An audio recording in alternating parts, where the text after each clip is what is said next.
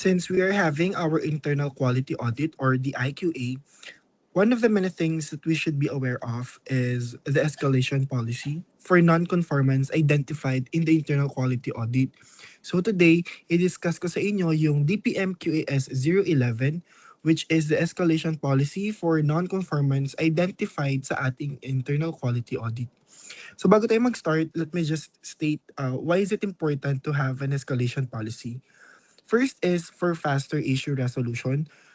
Pag meron kasi tayong escalation policy, mas madali nating may escalate or mapapaalam sa top management yung mga issues, yung mga problems na kailangan ng resolution. So, in this case, mababawasan natin yung delays at saka yung downtime natin sa ating operations. Second is clear roles and accountability. It defines who is responsible for handling the issues, para ma-avoid din natin yung confusion and mas mapapabilis natin yung coordination for the improvement of our processes and procedures. And lastly, it is to improve customer satisfaction. So pag mas mabilis tayong mag-resolve ng mga problems and mga issues, mas mapapabilis din yung mga responses natin and mas magkakaroon tayo ng better service sa mga external and internal stakeholders natin. So for this DPM, meron tayong purpose. Ano nga ba yung purpose ng escalation policy?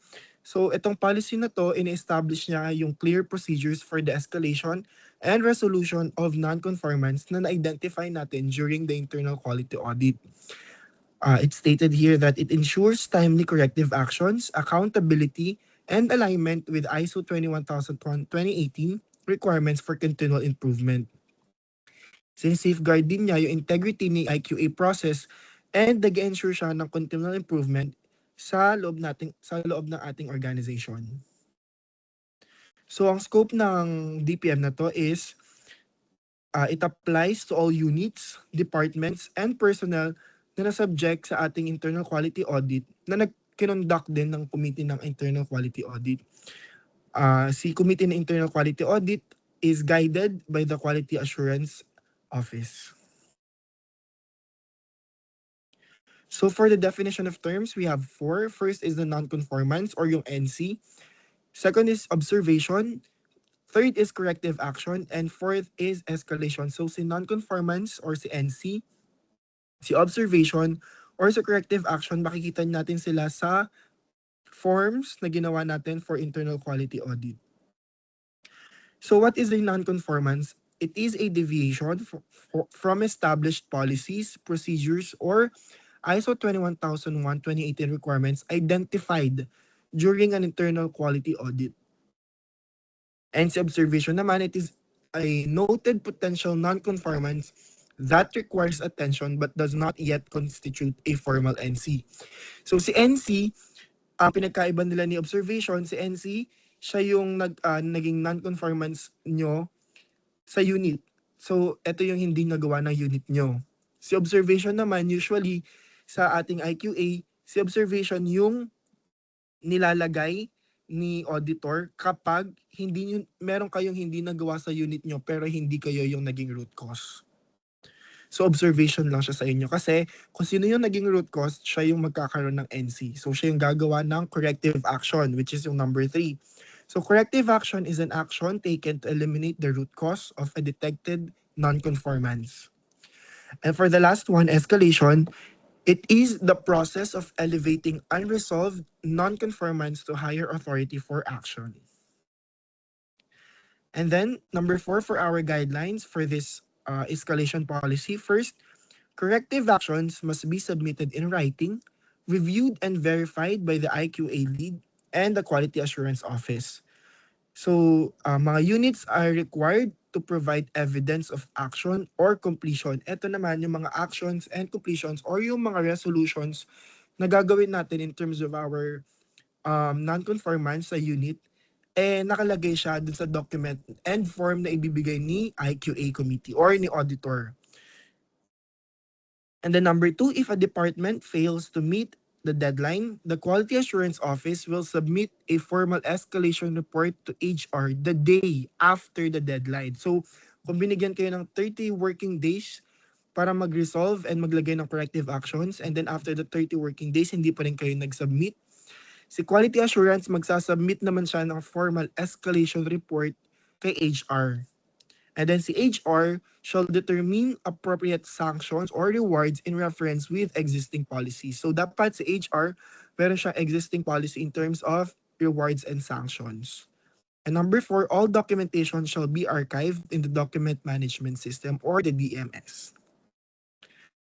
So for the procedures, we have 6 steps. So step number 1, issuance of non-conformance report or the NCR and observation during internal quality audits closing meeting. So ang gagawa nito ay si IQA team, kasama ni IQA team, si team leader and yung mga members niya. And then sa interface naman, kung sino yung ina-IQA nilang unit. So, ang gagamitin nilang record or ng forms is yung binigay ni Quality Assurance, which is the non-conformity report form or the observation report form.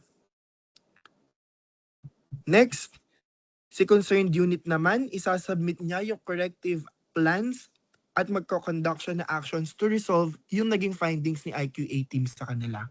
So, nakalagay dito sa form ang si NCRF or ORF din siya dahil dun sa form natin, meron ng part doon kung saan nilalagay nyo yung mga magiging corrective actions nyo and yung 5 whys. Number 3, verification of corrective actions and closure of the NCRF.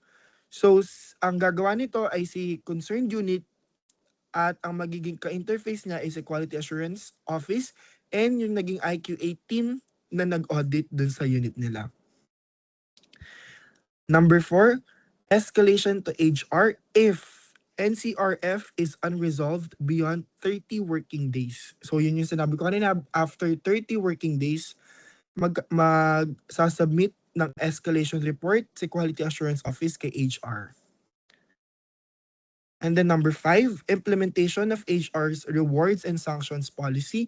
So after namin mag-submit si HR, gagana na yung kanilang rewards and sanction policy doon sa unit na hindi nakapag-submit or hindi nila nagawa yung corrective actions nila. And then si HR, i-update niya si Quality Assurance regarding dun sa action taken nila doon sa concerned unit. And then lastly, updating of HR actions in the quality assurance database and archiving of the records in the document management system. So dito naman, yung mga magiging actions taken ni HR, isasubmit nila lahat yung documented information kay Quality Assurance Office para si lead auditor, isasubmit naman niya kay document controller for archiving ng records nila doon sa document management system natin. So that's it for the process. And yung mga gagamitin nating attachments, mga forms and records are QF-QAS 016, which is yung non-conformity report form natin. DPM ni HR, which is 006, rewards and sanction policy. And lastly, yung DPM ni quality assurance regarding the policy and procedures of internal quality audit, which is yung DPM QAS 003.